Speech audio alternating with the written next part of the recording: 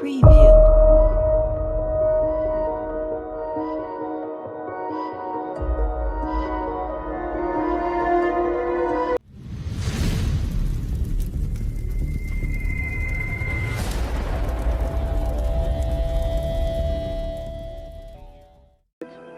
The Warminster thing.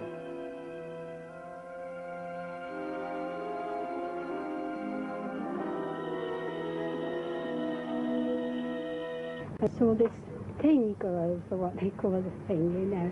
And it was exactly like a railway carriage, you know, lit up. And it started up overhead there, and I saw it and watched it right out of sight, right over the hills.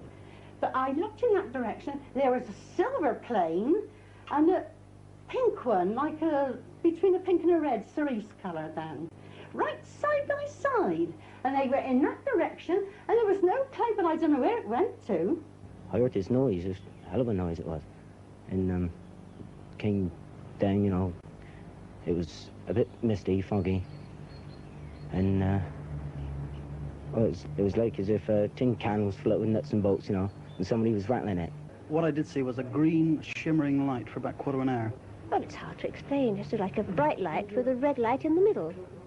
Like cigar shape, glowing at each end. I saw something over there between those two bungalows, and to me, it looked as if it was about 500 feet high. No higher. It seemed to be hovering. It resembles something like a comet, but comets are white, so this one was orange, oval colour, so it certainly wasn't a comet. There very well might be something in the stratosphere. I mean, we're sending spaceships to other planets, and I can't see any reason why, if there is life on another planet, they shouldn't be sending craft to us. Obviously, these things, whatever they are infinitely maneuverable. They're certainly beyond our ability to catch. We can't put salt on their tails, as it were. Tell me what you saw. Just an object in the sky. What did it look like? Like a saucer. Yes, and were there any lights or anything around? No, it's just a white object in the sky. We were busy in here, but we had to come back in. But the three soldiers that were there with us, they also saw it. And they described it more or less like a lampshade. Well, although I've seen it, it hasn't convinced me. I still don't think there's anything in it myself. I think it's just a load of tripe. That's all. Hundreds, perhaps thousands of people were convinced that creatures from outer space had arrived. Excitement grew to fear, so much so that on August the 27th, 1965, the council chairman took the extraordinary step of calling a public meeting. The town hall was besieged, and the Warminster legend had begun. I have never seen anything like it that Friday evening. It was fantastic. The people in the town, the reporters, all the dailies. My phone didn't stop ringing. We had them knocking at the doors. I've never seen anything like it. The only thing I could do, on the Monday morning I went on holiday to get away from it. It started off Christmas Eve 1964, which we published. A very respected member of Warminster, it was the postmaster actually, he reckoned he had strange noises on Christmas Eve, rattling on the roof, no known cause. And really, I suppose that's what started it, and from then it snowballed. Reports multiplied, eerie shapes, ghostly lights in the sky, and more than anything, that awful, terrifying noise. From all over the world, the watchers came, scanning the skies from the hilltops round this Wiltshire market town. In 4 months, 400 sightings had been reported. In the pubs and in the shops, the talk was of little else but the thing. And generations of television reporters were to cut their teeth on the mystery. And this Wiltshire town is back in the news again because yet another attempt is now being made to identify the Warminster thing. Now, the Warminster thing, as some people already know, is the term given to mysterious objects which have been seen in the sky around these parts. And this latest investigation, the most comprehensive yet, is being undertaken by an organisation called UFO. Now that stands for the British Unidentified Flying Object Research Association. It seemed incredible, but in Warminster, excitement was at fever pitch. Surely, they argued, the sheer weight of evidence meant that something was going on. We have no doubt whatsoever that the phenomena at Warminster, the sounds and the sights are connected with and caused by flying saucers. And therefore, of course, it is our business, and we are investigating and have been since the phenomena were widely reported. Now, the all-important question, does this thing really exist, or is it just a joke? Well, it exists undoubtedly. We have a very wide range of testimonies from people of all walks of life attesting to that fact. The sights and sounds around here leave no doubt that what we're dealing with is a flying saucer, or it's flying saucers. And of course, the existence of those is, I think, unquestionable. Would you say that we face any danger from these flying saucers? I would say it can't be ruled out. So far, of course, there have been no overt acts of hostility which can definitely be established to be such. There are some disturbing incidents, but of course it's possible that another interpretation ought to be put upon these things. I don't think we need to be afraid to go to bed tonight, but one never knows, of course, in the long run. But, real or imagined, Warminster was in ferment. Indeed it was. Activity was centred on the two great hills outside the town. Reports, seemingly reliable, spoke of whole flocks of pigeons struck dead in mid-flight. Soil samples from key areas turned up the remains of moles and mice, their bodies riddled with tiny holes. It was the greatest story the little Warminster Journal ever had. It had all begun quietly enough at Christmas. Tucked away beneath their New Year calendar was a report of a noise, unearthly and terrifying. Suddenly, the silence was broken by a crackling sound emanating from the Bell Hill direction. At first, she thought that it was simply a lorry unloading on the hill. But it passed over her head and became louder and louder. Letters began to arrive, more reports followed, but even then the story was almost hidden below the births, marriages and deaths, the farming reports and the adverts. That menacing vibrating noise has been heard again in Warminster. The shock waves of sound which can kill and maim birds and stun the senses of rational people. Finally, belatedly, it made the headline. And after that, and for the next 10 years or more, stories about creatures from other planets became part of the staple diet in the newspaper columns. Barely 2 days after the public meeting held in Warminster Town Hall to discuss and try to identify the thing, it has been seen by at least 5 people over the bank holiday period. Whether you believed it all or not, the stories of the experiences of the people of Warminster became ever more gripping. He was shaking in every limb when he staggered indoors. His family were most concerned, but it was some time before he told them of his peculiar experience on that walk through the darkness. He saw nothing. It was a noise that made the strong lad's knees knock. The same weird crackling sound. People were rushing here from all parts of the country who were interested in UFOs. We hadn't heard much about it until then, but we had a number of callers at the office wanting to know what was going on, and they were going up on the plane and spotting at night and staying up there all night. Well, by the time they'd been up there in the dark and looking at the sky, I think they saw a lot more than was really there. Obviously, some people really thought they saw something, but I'm sure that everybody who's been out and looked at the stars, by the time you've stood gazing at them for 10 minutes, they all appear to be moving about. But one photographer, Mr. Gordon Faulkner, had better luck. He managed to take a picture of a flying saucer that hit the British press in a big way and then went round the world. Mr. Faulkner, in fact, has done much to put Warminster on the flying saucer map. This is how he got his picture. I had a camera with me. I was taking it down to my sister who wanted to borrow it. And, well, as I say, I just had the camera with me. You know, pure luck, I just undid it and took a picture. The object was staying still all this time, was it, or was it moving? No, it was moving. But moving slowly? It was moving fairly fast. I wouldn't like to say how fast, but I couldn't say how fast. Now, some people have said that when they've tried to take a picture of one of these things, there's been some mysterious force or radiation that stopped the camera from working. Did you find this? It didn't stop my camera from working. Have you had people say that this picture is a fake? Of course I have, yes. I mean... What do you say to them when they say that? They're entitled to their own opinion. I know it's not a fake. And it doesn't really bother me what other people think. Some people, nonetheless, are distinctly bothered. Colonel Allen, for instance. Well, I think the whole thing's a lot of nonsense. Why do you say that? Well, to begin with, there isn't a single authenticated sighting by somebody who's, shall we say, qualified to give an impartial scientific assessment of the sighting. Now, you believe, I think, that it's possible to fake photographs of these objects fairly easily. In fact, you've done it yourself. Yes. How have you done this? Yes. Well, I had one colour film left on a reel, and so I produced this. And this is exactly what? Well, the flying object was actually drawn on a piece of paper and cut out in outline, and then photographed against a blue bath towel on the ground, whilst I stood on a stepladder leaning against the wall of the house. And I moved the camera slightly as I took the photograph so as to blur the thing. And what are the reactions of the believers to this photograph? Have you shown it to anyone? Well, no, I've kept it fairly quiet because I had intended originally to bring it out, whilst admitting it was a fake, next time the thing blew up, as I'm sure it will do.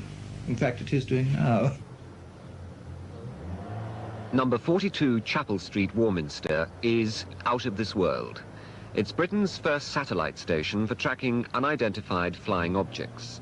Using binoculars and a high-powered telescope, the UFO brigade are mixing up a storm in the Wiltshire heavens, looking for close encounters of the third kind. Well, I was in the army at the time, and it was way back in '64, and myself and two friends were down the local park, just over the road there, and we saw these people looking into the sky, and lo and behold, there was a UFO.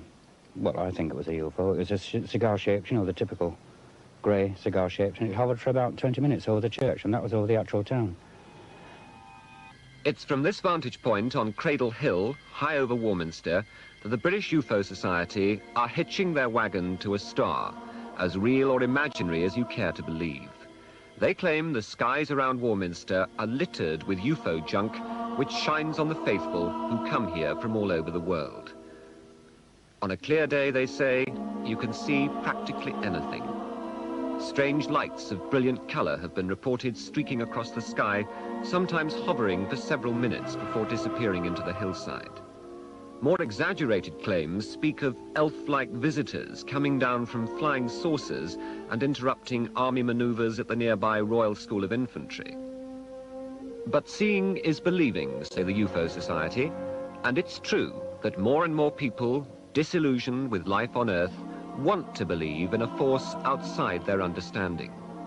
For this reason, the UFO people are offering star weekends with bed and breakfast tossed in between the odd galactic happening. But the town of Warminster, which is preparing for its summer tourist season, thinks UFOs are strictly non-new. Overtures to the local Chamber of Commerce for more hotel accommodation went down with as much conviction as finding a black hole on Salisbury Plain. But undeterred, the UFO Society are fighting on. Inside a cottage they've bought and renovated for £11,000, they're hoping to whet the imagination of Star Trekkers with UFO badges, stickers, notepaper, books and T-shirts. A mass of literature is being gathered to awaken skeptical minds. Photographs of actual sightings are on display, although few of them have been authenticated. It's said that 90% of all reported sightings can be explained by natural phenomena. But what about the other 10%? Sally Pike believes she witnessed the real thing.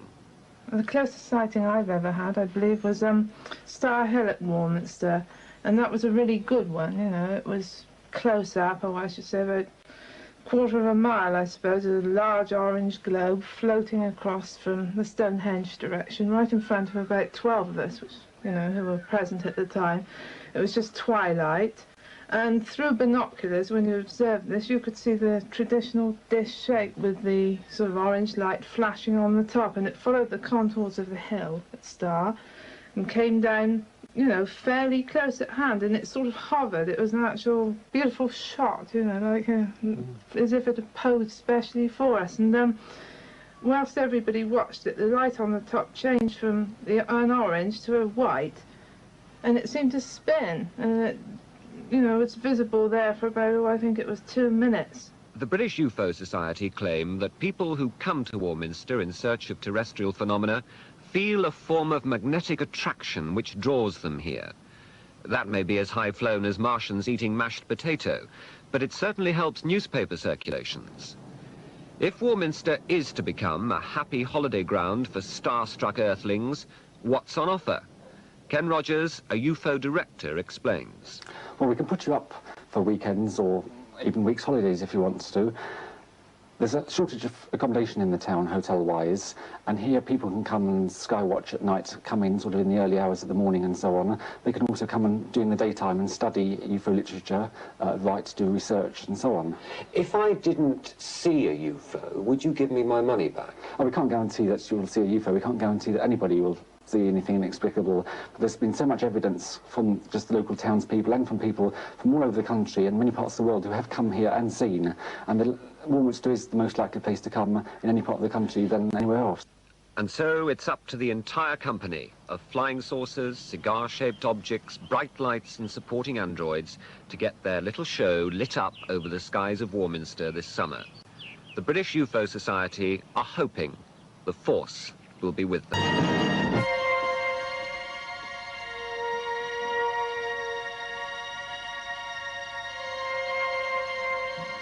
It's the interplanetary traffic which singles out Warminster. For 2 decades, it's been haunted by the thing or things buzzing local airspace. This afternoon, it was just rain clouds. But there's nothing like a good anniversary exhibition, even if it is about the unexplained. 20 years' worth of speculation and study is on show. It goes to prove that in UFO ratings, Warminster is definitely the final frontier for flying saucers and little green men. The thing was heard a long time before it was seen. During the summer of 1964, people in the district of Warminster were startled by sharp, crackling noises in the sky. Then, during the summer of 1965, the thing was spotted. Here in the village churchyard of Heytesbury, the vicar, his wife and son were mesmerized for half an hour by a fiery red cigar shape in the sky. It was the first of many sightings to come. It sparked a skywatch. Space groupies with telescopes camped out. Scientists from all over the world came to study something that mostly wasn't there. The lucky ones witnessed strange sights. I was invited up here in Easter 1966 by the local journalist, who then said, come up onto Cradle Hill and on any clear night we'll guarantee you'll see something inexplicable. I thought, oh, I was a bit cynical, you know. And I came up here and lo and behold, at about 9:30 in the evening, a formation of 5 lights suddenly appeared in the sky, just where we are now, and appeared from nowhere from the sky and went across in that direction towards Clay Hill, and then the lead one went very faster and it ended up going into what we call a base star, and it went inside the belly of the thing, and of course this base star wasn't a real star, it was a craft. And no logical explanation for that? None whatsoever. It wasn't the army, it wasn't aircraft, it wasn't a weather balloon. As far as I'm concerned, it's a UFO. From all the books I've read, I would say that 99% chance that there are visitors that come here, and we don't know much about them. The Americans are very cagey about all these things, you know. Don't bother to look very much, so. You know, not interested. No, a lot of people go out there, but they'll give a damn, really. I was in a flight to Spain one year. I went into the cockpit of the plane, and I said to the pilot, "Have you ever seen any flying saucers?" "Oh, yes, they frequently fly along beside me in the cockpit." What do you know about that? And he wasn't pulling my leg. No, I suppose there must be something, yeah. Be silly if there ain't. Big place, isn't it? A bit bigger than Warminster, so there's got to be something. Are you going to be on top of the hill tonight? I doubt it. You see, I'm 81 plus, and I don't do much wandering around at night like I might have done if I was your age. Well, it certainly changed the life of one man, the local newspaper reporter, Arthur Shuttlewood. Without reservation, he believed that someone or something was trying to make contact. A lot of people, when I've recapped on their stories, they've had that same sensation that they feel better, perhaps not physically, but mentally and spiritually particularly, they want to achieve something for the benefit of mankind. I don't think I ever have, you know, but you do get that feeling that's inculcated in you by this experience, I think. Would it be going too far to say that you feel you've had something like a religious experience? Yes, I don't think that would be exaggerating. You do. You seem to have a new outlook, a new mental outlook on life, and you want to help people. This is most peculiar, perhaps, and it's almost incredible to you, no doubt. But I felt that sensation. I wanted to see it again, and I wanted to convince whoever was on board that we weren't antagonistic and we wanted to warmly welcome them if they cared to land. And of course they have landed. They have landed now. A lot of people agree. The mystery of these extraordinary circles, which appeared in a cornfield at Westbury exactly 2 years ago, has never been explained. Circle spotters discovered the most startling example in what was becoming a puzzling summer. I think we are looking at a new form of energy. The vortex itself, I believe, is created by a new kind of energy, probably related to magnetism. I think the magnetic field of the planet may well be being manipulated in an intelligent fashion. And the evidence is beginning to support the theory that there is an intelligent, a thinking behind this. Mr. Andrews claims to have been consulted by the government and the royal family about the circles. He says the circle phenomenon is building to a climax. Now he wants government money to fund further investigation.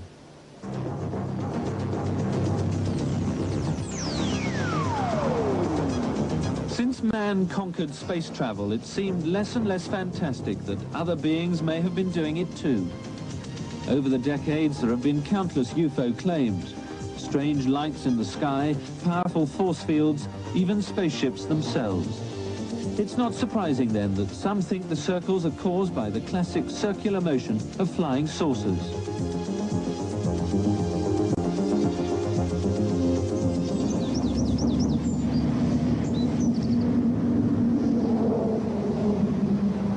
The aliens may have materialized in sleek craft at the speed of light, but it was in his three-wheeler that ufologist Ken Rogers came to Wiltshire last week on his favourite holiday.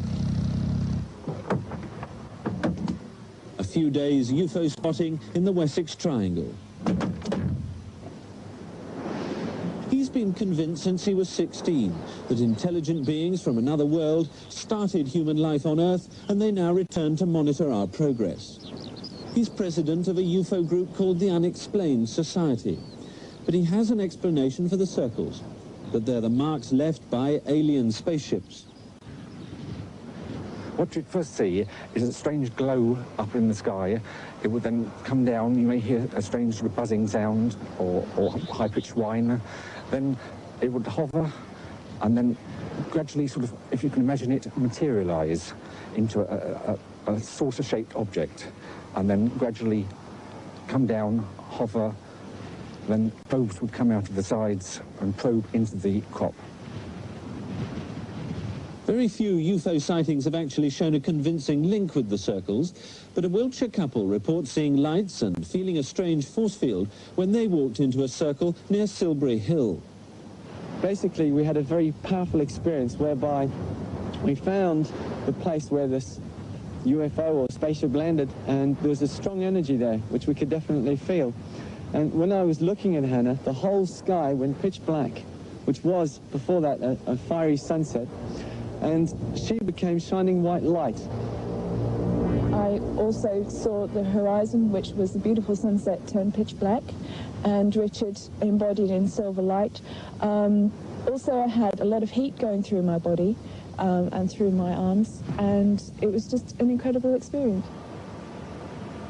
The skeptics say even if UFOs do exist, why would they leave such obvious marks in the Wiltshire corn? There's two schools of thought here. Either they have left a calling card letting us know that they've been here, that they are watching us. Secondly, they probably are landing in other areas as well, and it's only we actually see them when they land in the fully grown crop fields.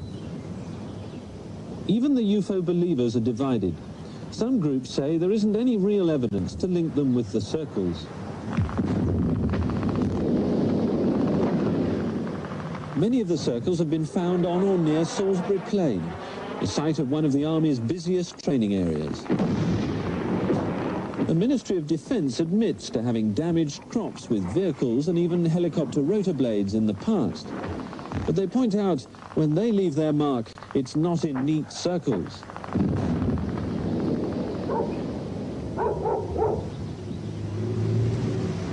Circles have even cropped up on Army land.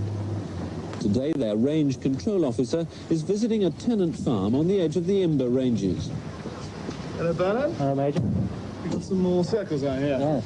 Hello, Major. Yes? 2 years running, Bernard Elliott and his wife have woken up one morning to find their barley has been flattened. Same as they were last year. That's right. You discovered this. Yes. This year, it's been one large circle and 4 satellites. So not spiky like it is now. No, it's obviously no. grown up since That's right. then. That's it. Yes. Right. What's the military doing in this area? As you know, might cause something like this. Well, we behave ourselves on your land, or we do our best to. I can't think of any military activity, and I've checked the range calendars, that could cause this, either ground troops or vehicles or aircraft. I mean, it's really just a puzzle. If it isn't the Army, Mr. Elliott reckons it's either a hoax or an alien visitor.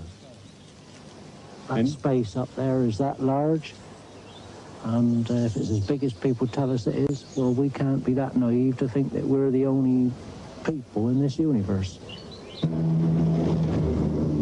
The Army has taken the problem so seriously, they've even used vehicles and helicopters to conduct their own experiments to confirm they're not responsible. But with the experimental airbase at nearby Boscombe Down, couldn't the circles be caused by secret radar or communication trials? I've been through the whole list of exercises and trials, and there's nothing that would possibly produce the sort of effect that we've seen today. But they wouldn't tell you about it anyway, would they? But I know before they come on here, they have to actually tell me what they're going to do.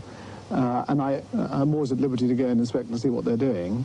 And I've seen, or I'm aware, that the sort of equipment that have been trialled here would not produce that phenomenon. Even if the military is behind it, it seems highly unlikely they'd have kept it hidden for so long, even if they needed to. As for alien visitors, it still remains strange that no one's ever seen a spaceship making such obvious marks in our crops. The world's weather has fascinated and confounded man since time began. Although its mechanisms are now largely understood, it remains an untamed and sometimes mysterious force of immense power.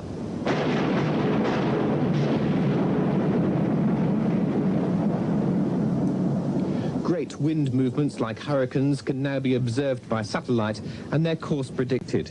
But now there's talk of something new in the skies, an invisible atmospheric force which leaves not destruction in its wake, but beautifully formed circles. It's the theory of Dr. Terence Meaden, an independent meteorologist who's prepared to battle with the scientific establishment to get his radical new ideas accepted. He's the director of the Tornado and Storm Research Organisation based at Bradford-on-Avon in Wiltshire. He's been an advisor to the CEGB on the effects of tornadoes on nuclear installations. And he's convinced that it's a cousin of the tornado which is descending over southern England and causing the circles. But unlike this tornado, the mass of wind is stationary and electrically charged. Dr. Meaden maintains that the circles are created by a spinning ball of air sparking with electricity. It descends, pushing the corn down and leaving a spiralling pattern in its wake. Then it recedes or simply disappears into nothing. If he's right, he's discovered a new meteorological phenomenon which challenges preconceptions about the world around us.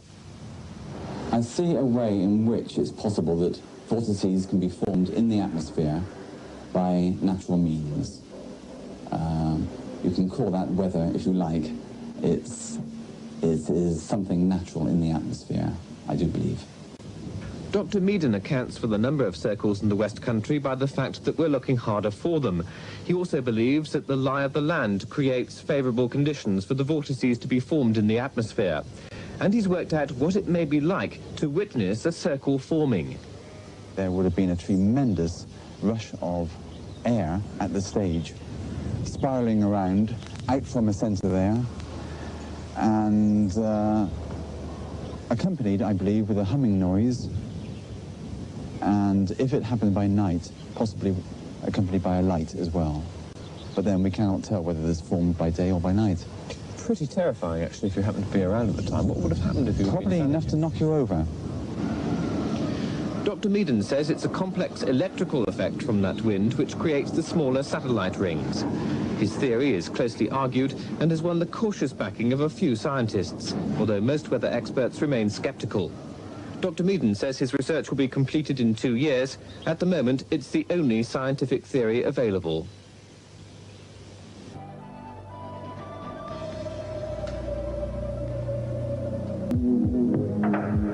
Something very odd's been going on in the south of England. Strange circular shapes have been appearing in the crops, particularly in the area that was once King Arthur's Wessex. Could it be that someone or something is running rings round Arthur? Everywhere you look in this part of England, there are circles, round barrows, tumuli, constant reminders of an age gone by, and the special significance which Salisbury Plain had for the early Britons, and the Druids who built their most sacred temple here in the form of a circle.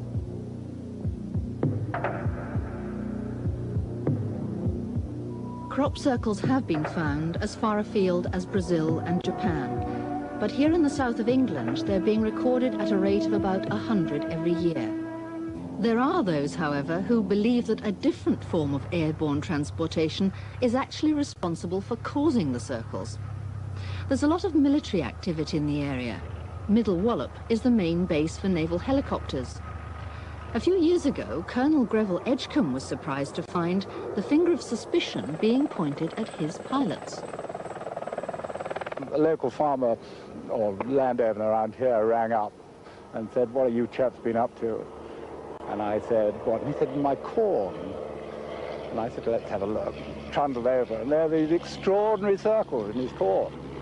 And he was doing it light-heartedly, but quite clearly it wasn't our helicopter. Well, why was it quite clearly not your helicopters doing it? Well, when you see these, the corn is laid down in a spiral circle, and the edges all around the circle are absolutely untouched, absolutely sheer. Where the helicopter, the wind from the helicopter blows down and out, and the grass or the corn would be dished out in a saucer.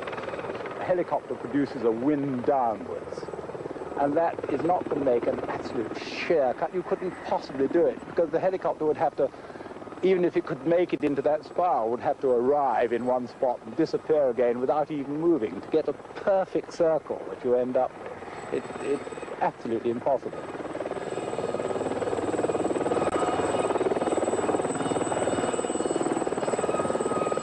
So, it's unlikely that it's caused by the downdraft of a helicopter.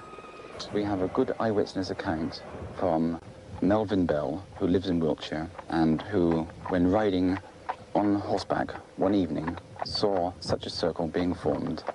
This was near Bratton, and he said that the spiral circle was laid out as he watched it, and that in addition he could see dust and debris spiraling upwards around the edges. All there was really was like a whirlwind, very much the same as you would get in a shopping precinct, where rubbish just goes in a circle and comes out from the ground. And they just left a circle in the ground, and really that's all there was. This is what I've been using to explain some of the more unusual properties of the crop circles. In fact, what this is representing is nothing more than the foot of a fairly conventional whirlwind, but many whirlwinds have been known to have, in addition, an external sheath. And if an external sheath of this sort also comes down to ground level, then one will get simply an annular ring cut out into the crop. And is it possible that the outer circle would turn in a different way, would spin in a different way from the inner vortex? That is a necessary consequence, really, of the conservation of angular momentum, that the two are turning in opposite senses. Of course, not all crop circles have an outer ring. Others, like the ones Colin Andrews showed me, have two. I mean, as far as this formation is concerned, it's only the second time throughout the world this has ever been seen. Well, that's with the two rings. That's right, with the two rings. But one of the things that surprises me is that this is going a different way from that band and from the band there. One's going clockwise, one's going anti-clockwise. That's absolutely consistent with everything we see. These structures are a balanced entity. The other thing is, I mean, you've got the crop is standing perfectly around the edge of it, isn't it? I mean, is that fairly common as well? Yes, it is. It's bolt upright. There is no lateral movement whatsoever. It gives very much the impression that something either from underneath or from above has pushed itself into the crop without any lateral movement whatsoever. Are there any other phenomena? There are a number of fringe phenomena events which we feel it is worthy of our time.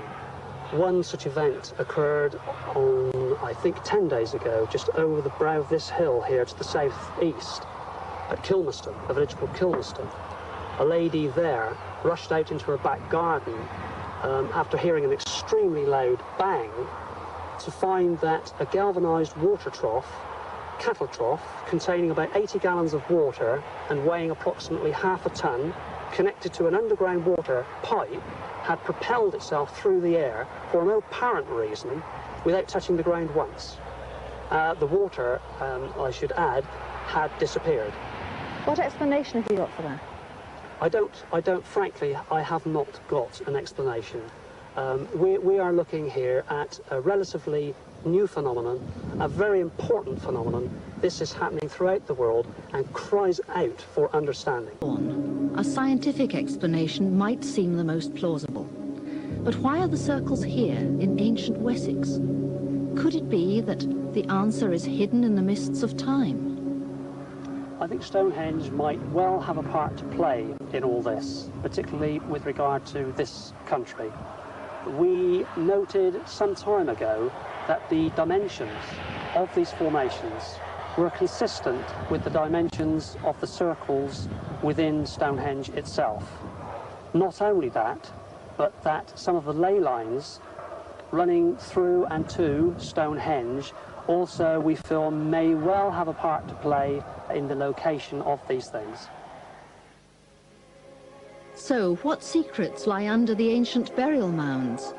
How important are the ley lines? Are the magnetic fields? Or is it just an unhappy coincidence that brought the pilot of a Harrier jump jet into this area on the 22nd of October 1987? Shortly after takeoff, all radio contact with the plane was lost. It was found flying without a pilot over the southern tip of Ireland and later crashed into the Atlantic. The body of the pilot was later found not far from Stonehenge. Only yards away, in the same field, were 4 crop circles. I was there within an hour and a half of the report of the unfortunate pilot's body being found. What were your feelings when you visited the site? Well, clearly of sadness for the loss of the pilot, but frankly it sent a chill down my back, the fact that I had previously had an inner feeling when I heard about the accident of the aircraft, not knowing even where it was, or where it had actually taken place. I just literally had an inner feeling that there might well be some association with our phenomenon, and it turned out to be absolutely precisely so. I can't account for that. And what about the UFO that Pat and Jack Collins reported seeing one night on Stockbridge Down? As we came over the brow of the hill behind you, then... You said to me, didn't you? Cool, look quick at that. Yes. There was this circle with lights all around the edge and would appear to have been spokes which were also lit. I saw this enormous big thing. It was like sort of looking at a great wheel at a fairground. It looked that size. Like Jack said, it was lit up the whole way round, and the spoke with the clear, like electric light bulb lights, and the like spokes of the wheels of this wheel, and they were all lit up as well, and it was standing up on end. By the sound of it, Steven Spielberg was pretty close to the mark when he made Close Encounters of the Third Kind. What did the philosopher say once? There are more things in heaven and earth than are dreamed of in our philosophy. I don't know. Oh, I definitely think it's something, it's not from this earth. Because, as I say, they're so the way the corn is swept around in them, and you've got the 4 evenly spaced where I should think feet have come down or something out on the... You get the great big one in the middle, and you've got the 4 outside ones. I mean, they're so evenly spaced that it's got to be something like that. Talking about feet on the ground, the military kept pretty quiet about this 4-legged friend.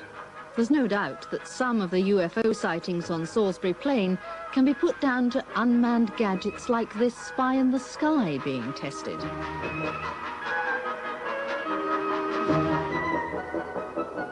Astronomer and country parson, the Reverend Inge, had until recently a parish near Salisbury Plain. Mr. Inge told us how he deals with people who believe these things come from outer space.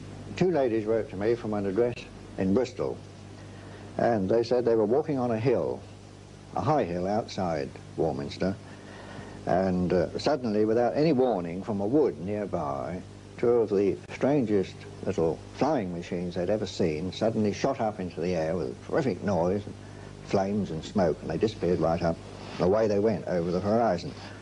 And they were so astonished that they thought they must be seeing things. They didn't like to mention it. And they did take the trouble to sit down and write about this. And in that connection, I want to say what they saw, I'm sure, is what has already been shown on film of the BBC, a film that came from the United States, of these one-man helicopters that are jet-propelled as well. You have the rope over your head, and the man has it strapped on his back. And I met another man later on, as I say just now, he actually saw one of these come down alongside his car, and he stopped, and he saw the man pull out a map, consult the map, see where he was, fold it up again, put it in his pocket, crash helmet and everything, and press the button, and away he went up in a sheet of flame. Now that would frighten the life out of anybody if they didn't know what it was, and the stories about men coming from outer space would be almost justified in that case if you didn't know what it was. So there is nothing to worry about. After all, none of these things has killed anybody yet, or as far as I know, injured them, except perhaps the brave people that are taking part in them, and then you don't hear very much about that. But would you go so far as to encourage ordinary people to think these did come from outer space, so that the services could carry on with their experimenting behind this sort of smoke screen? Would you go that far? No, not a bit. I wouldn't. That would be deception, wouldn't it? I would simply say, look, you've seen something that perhaps you weren't supposed to see.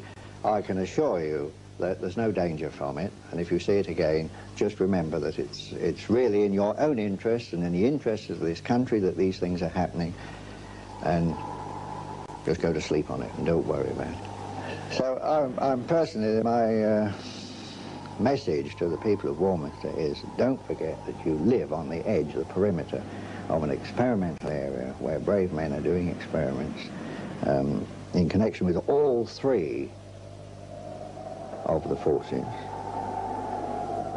You're the editor of the local newsletter about UFOs. What? A lot of people do say it's the army around here that are causing the Warminster thing, but we've traced back through history that cases occurring before the army came here, and also we've got cases on record of army personnel out on manoeuvres actually seeing things themselves that they can't explain. What about the answer lying in the soil? Have they examined that theory equally closely? We asked Mike Hodgson from the Soil Survey and Land Research Centre to come along to Francis Shepherd's farm in Wiltshire, where circles appear regularly, to see what he could dig up.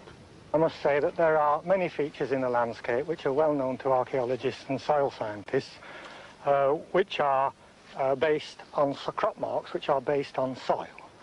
And these are often archaeological, round barrows, things of this kind, but they're all related to either differences in soil nutrition or in soil depth. Soil depth, of course, affects the water supply to the growing plant during the summer season. There's still a possibility of something like that here, but my instinct is that perhaps there isn't. Chemical causes have been dismissed because the circles are so geometric, but fungal infections can cause fairy rings in grass. As a true scientist, Mike Hodgson took several samples before passing an opinion. Now what I'm looking for is a bit of reaction to this acid. It's going ever so slightly.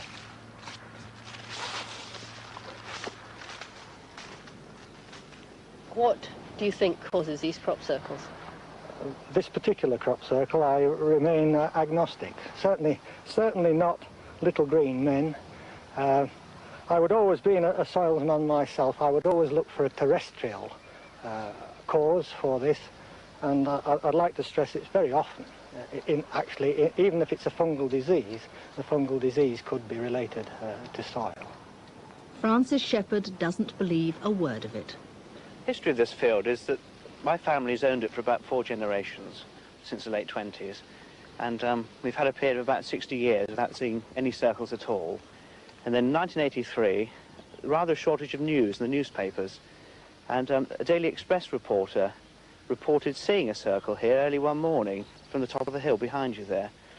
And I've got a view that perhaps he might have made the circle for a story, because next day there was a 3-page article in the Daily Express, which is a heck of a lot of lines in a national newspaper about crop circles. Okay, why do you think it's a hoax?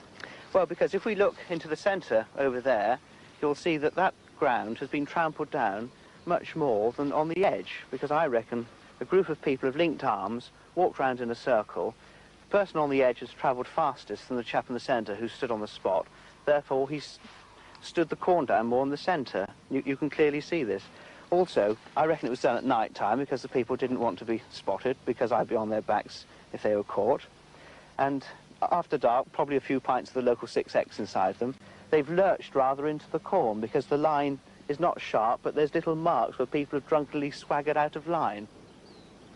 We put Francis Shepherd's theory to the test. Right then, Matty, I'll go in first then. Yeah, stick to the tram lines.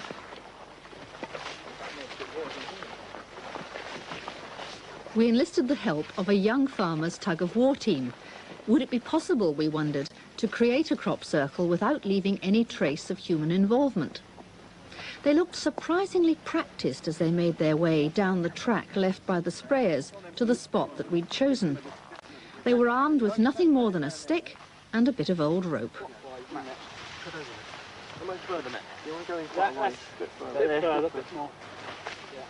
All right, let's keep this tight. Ready? Yep. Tight, Matt. Keep it tight. Go on, Andy. 100, this isn't bad. Might as well go around the road. Keep it tight, Matt. Pull in behind me, pull in. Pull in first. You like a footwork? Just go it round. I'm doing about 3 times the width of Phil. And he's got size 11s on as well. I've heard this, actually, Peter.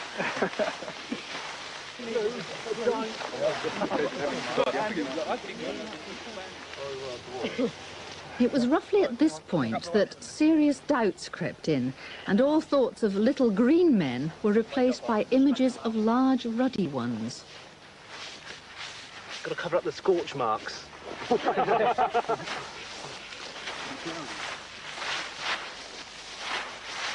you see the paper tomorrow? Another one. Needs a few final touches done to it, sort of the manicure of the circle. Yes. Well, what are you going to do to manicure it then? Well, we sort of comb it, spread the wheat out on the ground, even it up, make it look as though a spaceship's landed. You do look as though you've done it before. Well, yeah, that I no Rent comment. a circle. Yeah. Seriously, have you done it before? Well, that would be telling. Yeah. Trade secrets. Yes, I wouldn't like to say. I think there'll be many farmers in Hampshire that might be knocking on our door. Messrs. Taylor and Andrews, however, took it all in their stride and went about examining the hoax circle just as meticulously as they do the real thing. See, Busty, inside here, you see this 2-inch, 3-inch gap between the lie of the plant and the surrounding wall. This gap here, this is something we would never find, because of course this is a concentric flow as opposed to the genuine phenomena. It's in fact, in many respects, it's too perfect. It is too perfectly circular as opposed to the elliptical shape as well. You can see that this is absolutely circular. I mean, it's very neat and it's very well done, but it very clearly is a hoax. We identify very quickly those circles that are hoaxed, and we have seen 3 this year that have been hoaxed. The lie of the plants within the genuine phenomenon is entirely different to anything that can be hoaxed and has been hoaxed. you ever been taken in? Not as yet. Not as yet. But we don't set up to be taken in. We obviously, we are wanting to get on with the job and to break beyond this hoax nonsense. There is a genuine phenomenon here, one which now we have to get to the bottom of. But this one, as they say, could run and run. No matter which theory you support, whether you think it's an elaborate hoax, a stationary whirlwind, or believe in Colin Andrews' unexplained phenomenon from outer space, collecting the data to support the claim is full of frustration. It's a race against time, and just when you think you might be getting there, someone always comes along and destroys the evidence. Ken Rogers is chairman of the National Unexplained Society, which boasts 2,000 members. Yeah, wind conditions, you can understand a mini whirlwind. Farmers know what a mini whirlwind looks like in their fields. It's perfectly symmetrical. You only have to look, as I said before, the television pictures, the perfect circle in the middle, followed by the 4 outer circles outside, which is typical, as far as we're concerned, to the landing and taking off of a UFO. But even the sceptics were hard put to dismiss some of the reports. In the village of Steeple Ashton, dozens experienced an encounter of the most peculiar kind. The chap here in the blue sweater, now you've got a good view of it. What do you think it was? I think it was a spaceship. A spaceship? Yep. Why do you think that, in all seriousness? Well, it had a hole through the middle, but it was sort of hard around the edge outside. The clouds couldn't pass through the outside of it. Could go through the middle, though. Have you ever seen anything like it before? No. Not nothing like that. And how long were you able to see it? I was up in the window, I saw it about 3 minutes. 3 minutes? Yeah. Was it sort of hovering, or...? No, it's just going around like a wheel, just going over. Now, you got a good view of it. Describe it to me. Well, it was sort of blackish grey ring going across the sky, and it was dark on one side, and in the bottom it had a sort of little line through it, and it was moving across the sky slowly, and then it disappeared behind a tree. Miss Green, did you see the phantom object yourself? I saw it, yes. How would you describe it? Very much as the children did, as it appeared to be a smoke ring. That's, you know, that's the best way that I can describe it, as a smoke ring. Any theories as to what it No might be? No theories at all. None at all. I mean, obviously people are going to speculate men from Mars or what have you. I mean, the only thing I can say really is that I'm glad there were a lot of other people who saw it at the same time as I did. Down in the town, at least one group of people were over the moon, the traders. An invasion of sorts had certainly arrived, but it was of a very different kind. Not little green men, but tourists, thousands of them. If the Warminster thing wasn't exactly a put-up job, at least the town's shrewd businessmen knew a good thing when they saw it. It did wonders for trade. I'm sure the traders did some business. I'm sure it is, because there were hundreds of people coming into the town, hundreds.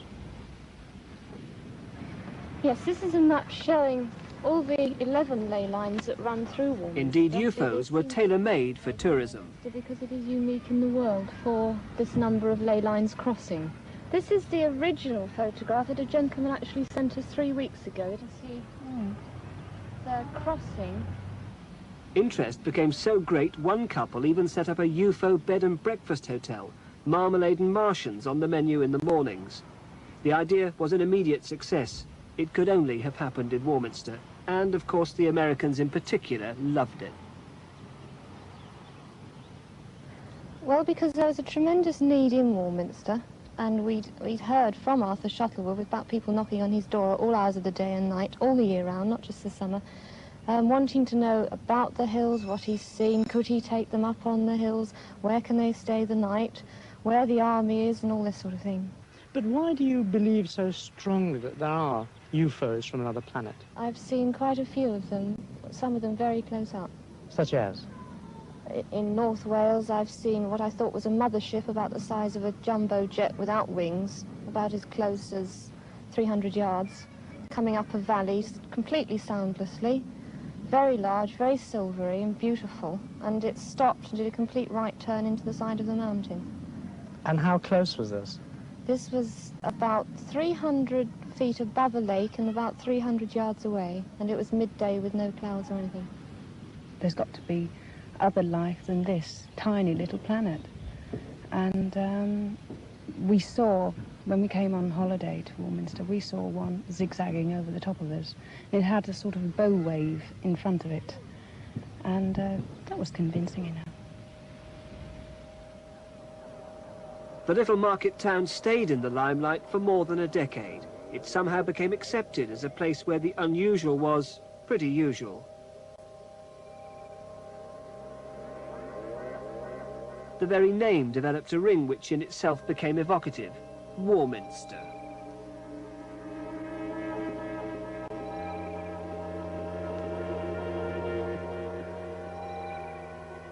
But why here? It's true the town stands on the edge of Salisbury Plain, a mysterious enough place at the best of times.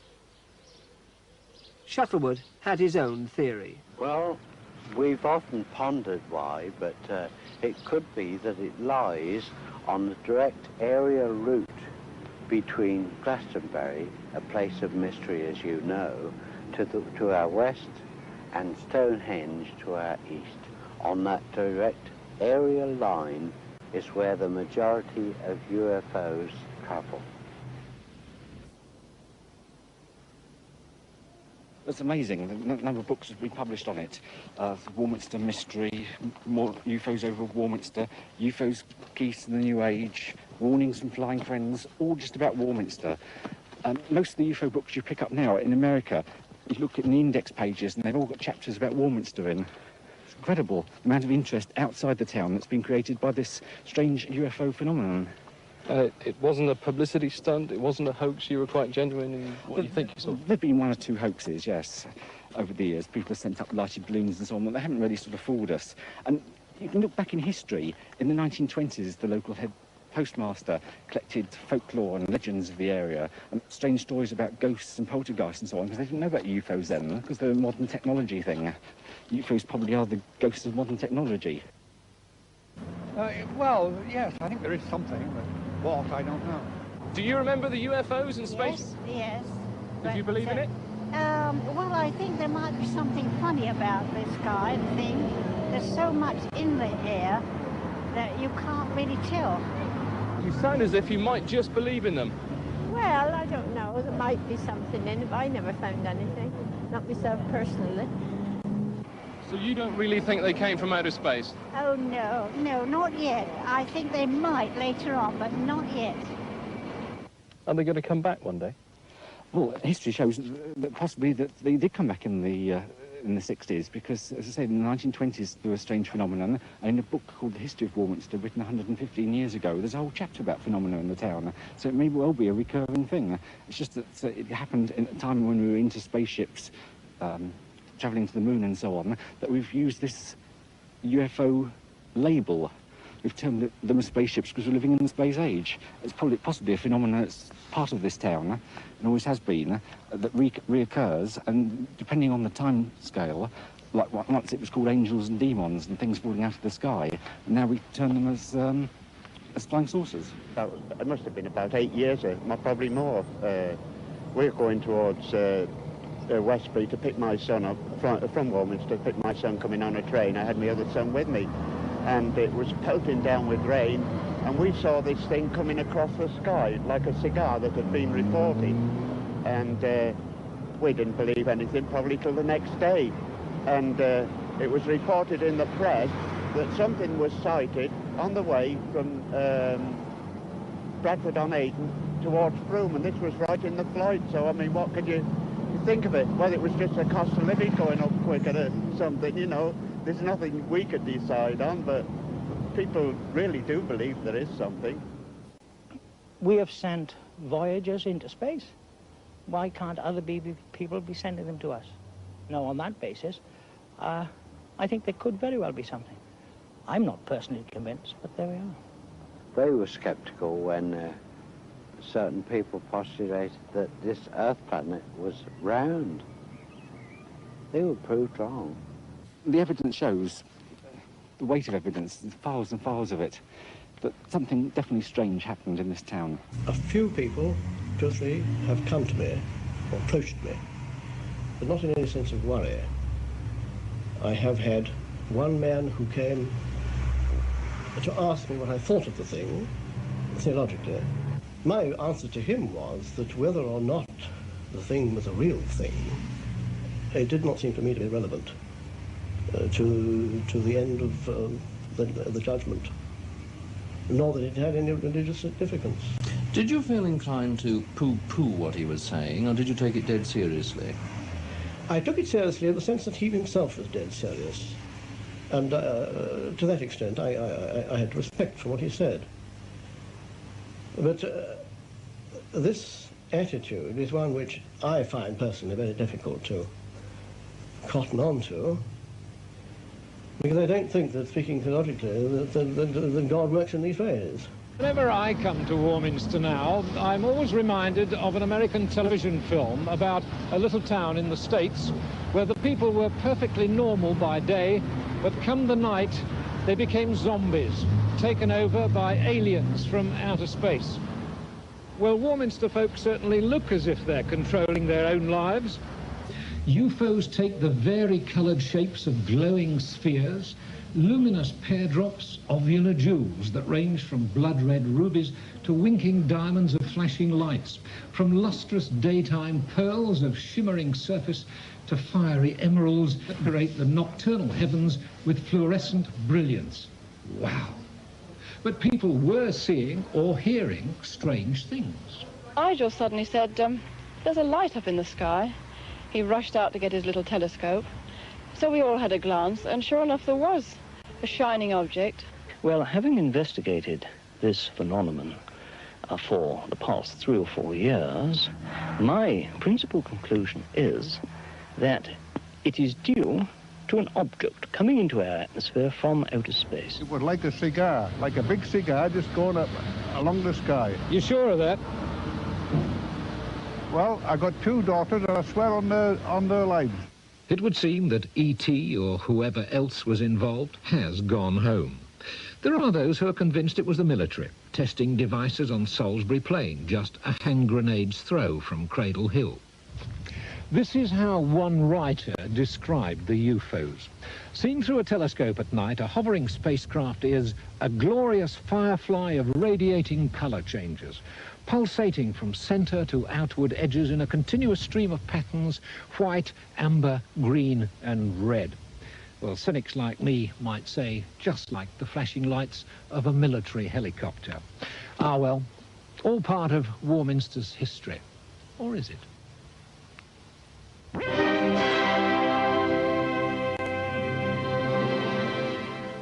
Mr. and Mrs. Payne saw the thing late one night when they were returning to Warminster on Mr. Payne's motorbike just before they were married. Well, we saw these massive sort of discs appear from a clump of trees, and I said to he was my boyfriend then, good heavens, what on earth is that?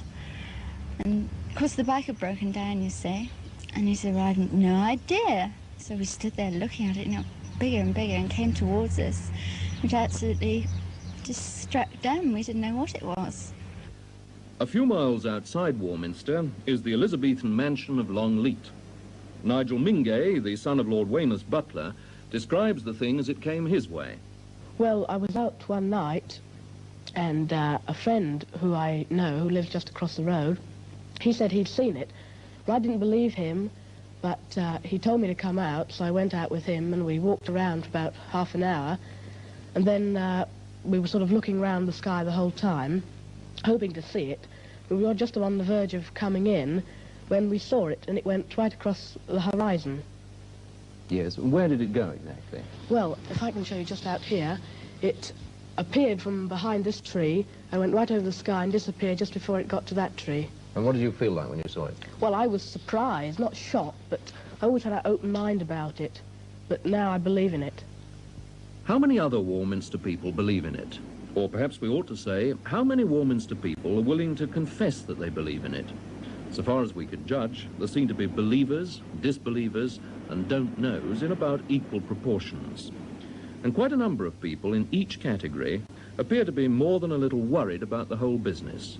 The story ricocheted around the world, for example, after the first big sighting of the aerial cigar, which was to the south there, And that was by the vicar and his family of Heytesbury, 17 young people at Warminster, the hospital physiotherapist, Miss Long, the Horlocks, who described 2 flaming red pokers, which is rather graphic, of course, but I could see what they meant. Having seen the thing myself now, I think I can see what they meant by that description. Now, would you tell us exactly what you did see? Well, I saw, this will always be indelible on my mind, because it was 3:42 p.m. on the last Tuesday, that's September the 28th, the last Tuesday in September, and I was going upstairs. We live in rather a high-up flat over a Monumental Masons. They call us Death Row, incidentally, because we have the hospital, doctors, undertaker, and then we're the Monumental Masons next door. But apart from that macabre observation, I went upstairs and I was completing a story for a magazine which is coming out in April on a woman lion tamer who can also tame all sorts of jungle cats in the same cage. Mary Chipperfield, you've probably heard of her. And I went up for my notes, but my attention was arrested by this huge cigar shape in the sky. Now, had I normally been walking underneath that, I'm sure it would have assumed the proportions of nothing but a dense white cloud. But from the angle of vision that I had from the top of our house, I could see a peculiar hump, a yellow or an amber burnished protrusion from the top. And I'd never seen anything like this in all my life. And it was 9 months after this thing started. And I honestly don't think I'd been conditioned to all that extent. Although I've lived in the centre or the vortex of this mystery, let's face it, it is a mystery. But I wasn't convinced, even in spite of the high calibre of witnesses, I wasn't convinced that this thing existed. But I saw this with my own eyes. I dashed straight away for a camera. I got the camera lined up, and the setting was about 8. It was a beautiful, clear afternoon. Out of the window, this thing came along over Colloway Clump, which is over there, northwest to southeast, gliding along, a gentle giant in the sky. I trained my camera on it, and I felt the camera jumping about in my hands. That was the first unusual aspect. It didn't frighten me, but I felt like sharp prickling needles down that side of the hand, the wrist, that side of the face, and my eye watered for 2 months afterwards on that side. That was the exposed side to this thing. Now that proved to me that whatever was on board, or whoever was on board, could see me, could see this apparatus of mine. It threw out some concentrated force field, I'm quite serious about this, which deliberately, with the deliberate intent of gumming up the camera. And of course they succeeded, because nothing developed from 25 feet of film except an 8 feet portion burnt right through. That's all I had on my camera.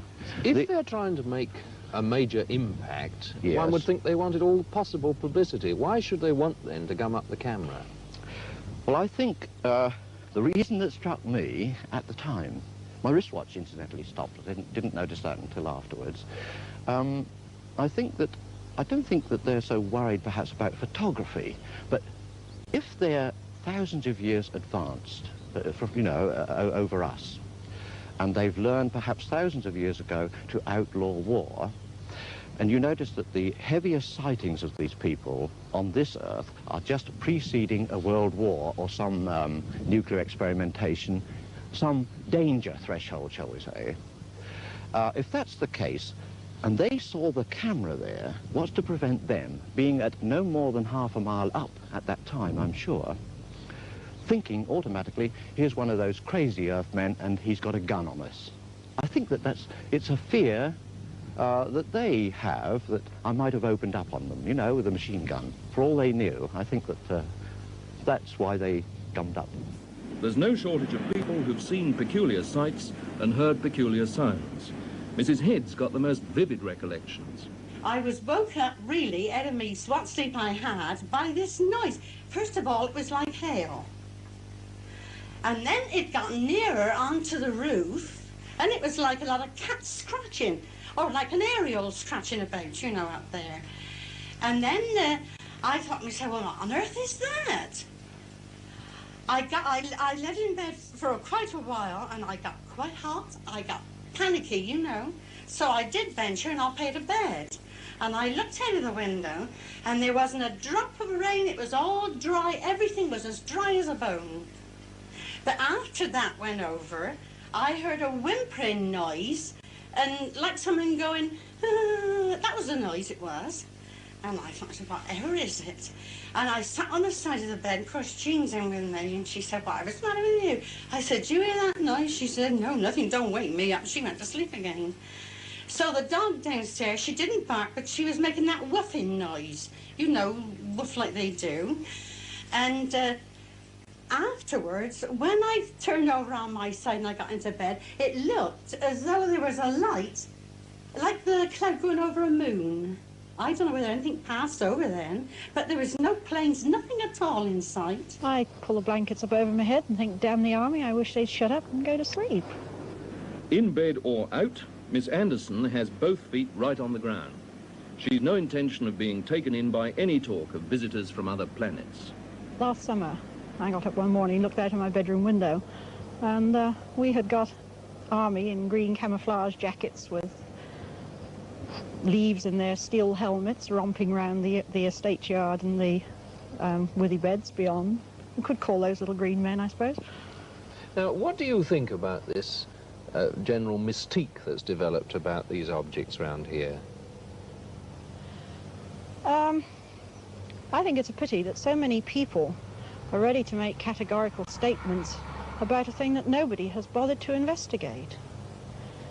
As far as I have been able to discover, there has been no coordinated observation, no scientific inquiry as to what's happening. Various individuals have seen various things and have immediately drawn their own conclusions. Well, if there's anything going on in brackets kind of thing, I'd like to know what it is. If there's any nice little men about, spares, sort of from Venus, Mars, anywhere, have them come here by all means. I mean, we'd like to know them. And if it's giving people something to talk about, we'll bring trade to the town, fair enough, go on with the whole thing. So we continued to watch it for a while, and then it started this very erratic movement again. So I said, is it a star? And he said, no, it isn't. And then he believed, as well as me, that there was definitely something around. I believe in it because, whereas those who haven't seen it don't believe it, those who have seen it must believe in it. It's as simple as that. Those who see, believe. Those who don't see, scoff. I don't believe them. Just don't believe in it at all. I think there's something that's it's not proved. I just don't believe they exist until they are actually proven as a thing, you know. I mean, they can show photos, but I think there's something to explain it all. But this is a fact. I have seen it. Oh, I have seen it too. As a matter of fact, we come here with a plane one night. We were travelling rather fast. We're just overtaking some. My wife said, stop, stop. Well, it appeared to be round to me. My husband was driving rather fast and he wouldn't stop to have a look at it. And then when we got home, she explained to me this is the thing she had seen herself before and she wanted me to stop to see it. But I myself have only seen the movement of it from terrific distance at terrific speed. That's all I can tell you. And I firmly believe in it. It doesn't bother me. I'm a Christian. I don't care about it at all. Have you seen anything else since? Yes, I have seen it once, I think a few months later, as I was looking out one of my back windows. It was above the trees, and then it was swaying. Did it look the same? Yes, it did. It had the red light as well as the previous one. What sort of shape did it have? Well, it looked round. You know, I can describe it. You can't really describe it. Just between those two bungalows, over there, I saw this thing, and it was very bright white, but it was sort of dome-shaped, you know, like a saucer. Mrs. Atwill, a pilot's wife, had a most moving experience, after which she'll never feel quite the same again. The noise woke me. Tell me about the droning noise. They were like sound waves. Never heard anything like it before. Never. Loud? Oh, terribly loud. That's why I can't understand why my neighbours didn't hear it. Because I'm not a light sleep. I sleep soundly. And none of your neighbours heard No. this? Even my little boy was fast asleep. I went in to see him. I was too frightened, really, to think. I shall never forget it. It was about here in this direction. I live over that way. and it'd be about 500 feet high, I should think. Very bright and very white, and obviously metallic. I didn't see any lights on it, but it was the noise which frightened me. It was a terrible, high-pitched droning sound. I just don't know how to describe it, because I've never heard anything quite like it before. John, what sort of things have you seen in the past? Well, since I've been here, it's 1969, I've seen a lot of things from this area here, Cradle Hill. Mainly orange pulsating objects. A couple of years ago, when the spasm started, I've seen things coming over here from the north here and from the east here. Quite good objects, very low, pulsating orange globes of light. Definitely not aircraft.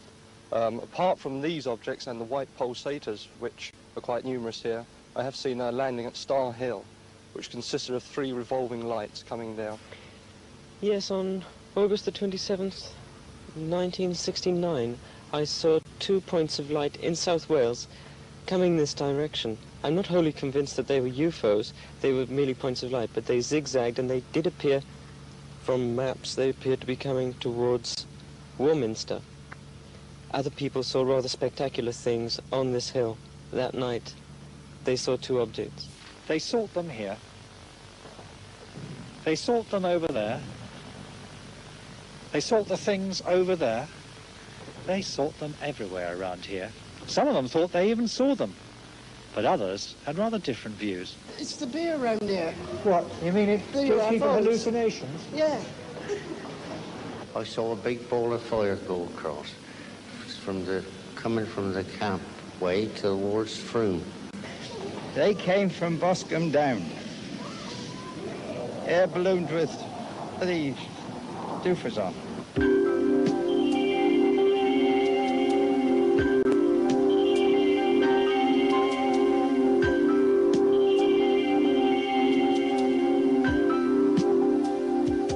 A public meeting chaired by the then council leader, Emlyn Rees. Pandemonium.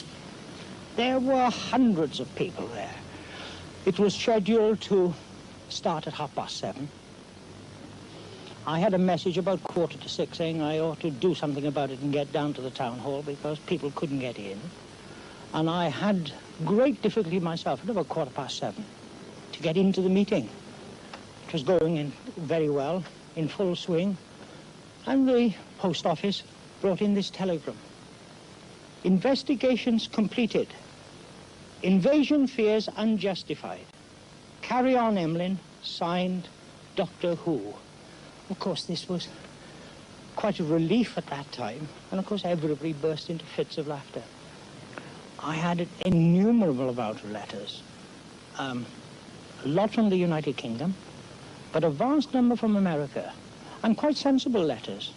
And I replied to them all, and I've had quite a lot of correspondence in the intermediate years.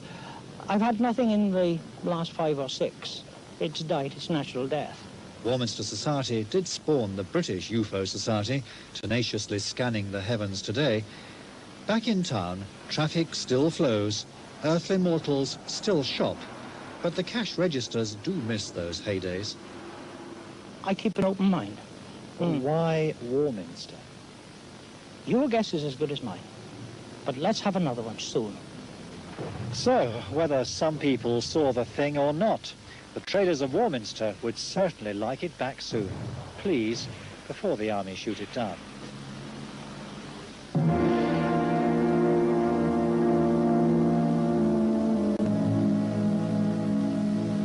I hate to say this, it sounds a bit big-headed, but I've seen dozens of them, and I've been quite convinced in my mind, you know, that these are not just satellites, they're not just roving planes or helicopters.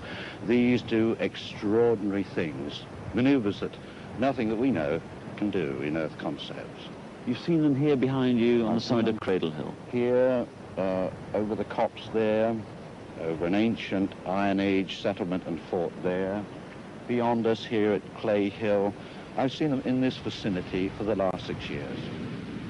All those years ago, someone else moved to Warminster, drawn by the unexplained happenings around the town. This face on the hillside in 1966 was Ken Rogers, and time hasn't altered his views. Same man, same place, 19 years later. Was it all just mass hysteria? Ken Rogers doesn't think so. He says his time wasn't wasted, and he still believes there's something about Warminster. You actually moved to Warminster because of the UFOs? Yes, I felt that at the time that there were things happening. The authorities and the scientists weren't taking seriously enough. I came down here and I interviewed lots of the local witnesses, and that convinced me, I think, more than anything. And they're really down-to-earth local people. I had nothing to gain from sort of lying or imagining these things, and they all sort of told a similar story. Strange noises on rooftops, followed by sightings of fiery cigar-shaped objects in the sky. Not just there were all sorts of people that saw these things. The local vicar and his wife, the hospital physiotherapist, the head postmaster. So what sort of things did you actually see then up here on Cradle Hill? Looking back, I remember seeing shimmering orbs of light in the sky, silver discoids, things called amber gamblers, things that orange lights that suddenly would appear in the sky and sort of gamble along before suddenly turning off at right angles and disappearing into thin air. You were amazing. I was absolutely convinced that, and probably still am convinced, that Warminster in the 60s was invaded by either extraterrestrials or visitors from interdimensions. I mean, the evidence alone shows that something strange was happening. Up on the hill, Arthur Shuttlewood was convinced something was happening. He gathered dozens of reports from local people, ordinary folk who, in the words of one observer, were not easily given to flights of fancy. Or were they? Shuttlewood, a former policeman, had no doubts. The figures, they're rather round-headed, very tall, between 7 and 8 feet tall. They appear to have no neck, as the joints straight down onto the shoulders. Long, gangling limbs, and you don't see any features, but you see the solid outline of the figure, the entity, if you like, and the rest, the interior part, is transparent. You're suddenly aware that they're there, as though, sometimes, as though they've been riveted there, but in an invisible form. Crazy. Sounds crazy. Of course it sounds crazy. But they suddenly appear, and if you shine a torch on them, you know, you're rather agitated by the sheer height of these figures. They're quite terrifying, really.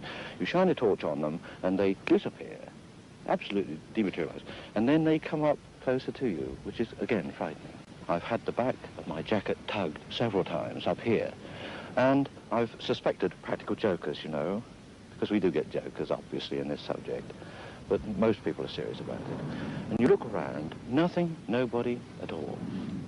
The watch went on, but many of the locals remained unimpressed. If there was an answer, they had it, murmuring darkly of the military goings-on round Salisbury Plain, and the secret experimental aircraft establishment at Boscombe Down. Heaven alone knew what they got up to over there. But Shuttlewood knew better. I think that originally they came from some planet about 3 million years ago, this one cosmic surveying race, and they begat man in the image that they then were. So they come back with parental concern now to view us every now and again.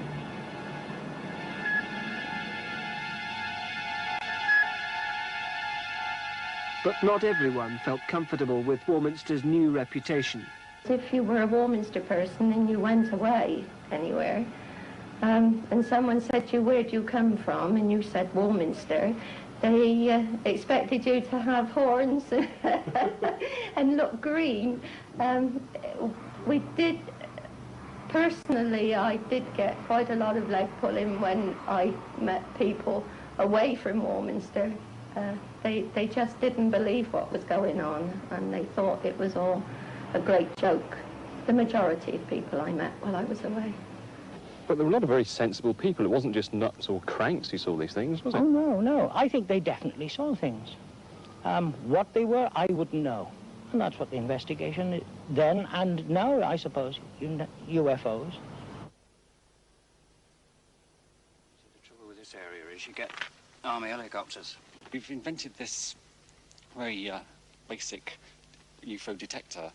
And what it is we have it pointing, it's like a compass.